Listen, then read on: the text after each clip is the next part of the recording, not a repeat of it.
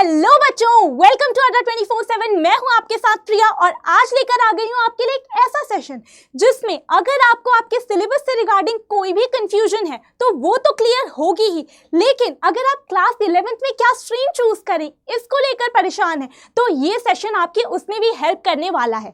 तो आज के सेशन में बच्चों हम डिस्कस करने वाले हैं कि जो बच्चे अब हमारी क्लास 11th में एंटर करने वाले हैं उनको अगर इकोनॉमिक्स पढ़नी है तो उसका सिलेबस किस तरीके से हमारा रहता है। बट बिफोर दैट, अगर आप कॉमर्स या फिर ह्यूमैनिटीज स्ट्रीम लेते हैं तो आप इकोनॉमिक्स पढ़ेंगे ही, लेकिन बच्चे मैं आपको ये भी बता दूं कि काफ़ी सारे स्कूल्स में साइंस स्ट्रीम में जो एडिशनल सब्जेक्ट दिया जाता है काफ़ी सारे स्कूल उसमें इकोनॉमिक्स भी ऑफर करते हैं। तो आप उस सिचुएशन में भी हो सकता है कि इकोनॉमिक्स को पढ़ रहे हो, तो ये सेशन आप सभी के लिए रेलिवेंट रहने वाला है। तो चलिए फिर शुरुआत करते हैं आज के हमारे इस सेशन की, जिसमें हम इकोनॉमिक्स क्लास 11th के सिलेबस का ओवरव्यू करने वाले हैं। तो सबसे पहले तो आप सभी का स्वागत है क्लास 11th में। आप क्लास 11th के स्टूडेंट्स अब फाइनली बनने वाले हैं।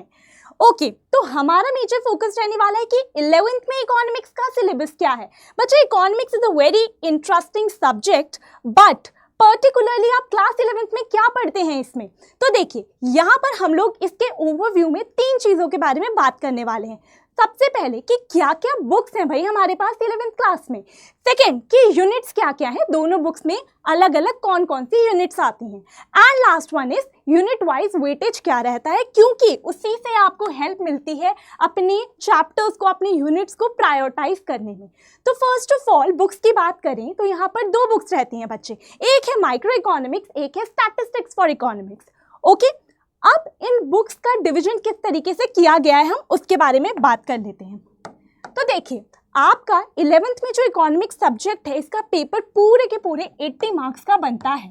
अब भाई 2 बुक्स हैं तो दोनों को बराबर की वेटेज दे दी गई है, तो ये बुक भी आपके 40 मार्क्स कैरी करती है एंड स्टैटिस्टिक्स फॉर इकोनॉमिक्स भी आपकी 40 मार्क्स की रहती है। तो इस तरीके से इन दोनों बुक्स से मिलाकर आपका 80 मार्क्स का पेपर बनता है।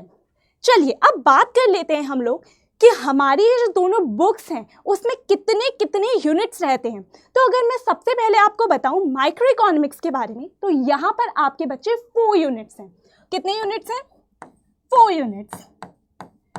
तो ये 4 यूनिट्स हैं क्या मैम? तो चलिए जान लेते हैं कि 4 यूनिट्स कौन कौन से रहते हैं। आपके 4 यूनिट्स ये रहने वाले हैं। नाम देखकर घबराने की, डरने की ज़रूरत नहीं है, क्योंकि आप 11th में जस्ट एंटर कर रहे हैं तो ये सब्जेक्ट आपके लिए न्यू है। बट मैं आपको ये बता सकती हूँ कि ये सब कुछ पढ़ना आपके लिए बहुत ईजी रहने वाला है और हम इसको बिल्कुल सिंप्लीफाइड मैनर में समझेंगे। तो सबसे पहले इंट्रोडक्शन, क्योंकि सब्जेक्ट न्यू है, एक बुक न्यू है आपके लिए, तो इंट्रोडक्शन से शुरुआत होती है। फिर है आपका second unit consumers equilibrium and demand का। Okay, then third unit is about producer behaviour and supply and last unit is about market. तो ये है आपका forms of market and price determination. तो इस तरीके से आपके माइक्रो इकोनॉमिक्स में 4 यूनिट्स बन जाते हैं। अब मैम फटाफट से हमें यूनिट वाइज वेटेज भी बता दीजिए। चलिए बच्चे वो भी देख लेते हैं। इंट्रोडक्शन आपका 4 मार्क्स का रहता है, ठीक है। तो इंट्रोडक्शन आपका कितने मार्क्स का है? इंट्रोडक्शन आपका 4 मार्क्स का है। देन कंज्यूमर्स इक्विलिब्रियम वाला चैप्टर आपका 14 मार्क्स कैरी करता है एंड आपका ये जो प्रोड्यूसर बिहेवियर वाला चैप्टर है ये भी अगेन 14 मार्क्स कैरी करता है। तो कंज्यूमर एंड प्रोड्यूसर ये दोनों जो आपके यूनिट्स हैं ये 14 मार्क्स के रहते हैं। एंड जो आपका लास्ट यूनिट है ये 8 मार्क्स का है और इस तरीके से आपकी माइक्रो इकोनॉमिक्स बन जाती है टोटल 40 मार्क्स की। ओके, आई होप आपको इतना क्लियर हो। नेक्स्ट बात कर लेते हैं हम लोग हमारी सेकंड बुक के बारे में, which is statistics for economics. अब मैम इसमें कितने यूनिट्स हैं? बच्चों इसमें आपके पास 3 यूनिट्स हैं। कितने यूनिट्स हैं?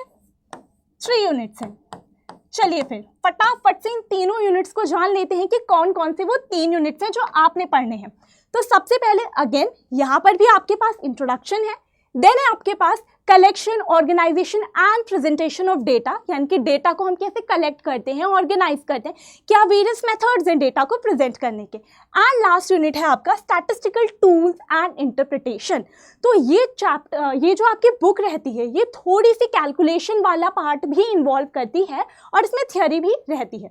तो हम लोग बहुत ही बढ़िया तरीके से सब कुछ कवर करेंगे, लेकिन इस सेशन में सिर्फ आपका फोकस इस बात पर होना चाहिए कि अगर आप इकोनॉमिक्स ले रहे हैं तो आप क्या क्या कवर करने वाले वाले हैं इसके सिलेबस में।